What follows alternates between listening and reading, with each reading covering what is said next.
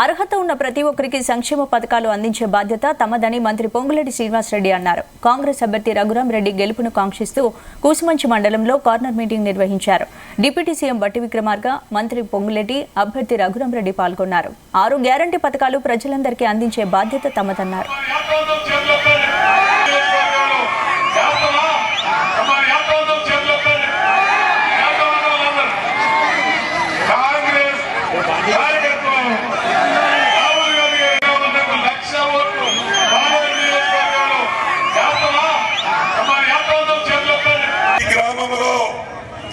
అర్హులైన వాళ్ళందరికీ తెల్ల కార్డులు ఇవ్వడం జరుగుతుంది.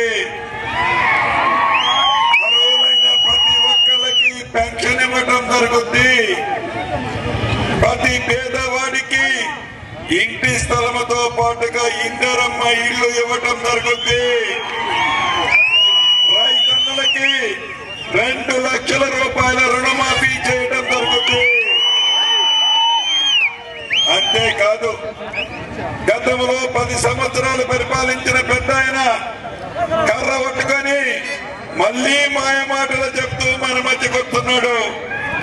ఒక్కసారి కర్ర కాల్చి ఊత పెట్టాం, మళ్ళీ ఆ పార్టీ బీజేపీ పార్టీకి బి పార్టీ అయిన బిఆర్ఎస్ పార్టీని మళ్ళీ పొందబెట్టాల్సిన అవసరం ఉంది. కాంగ్రెస్ పార్టీ అధికారం వచ్చిన తర్వాత ఈ జిల్లా నుంచి 3 మంత్రులు ఇచ్చారు.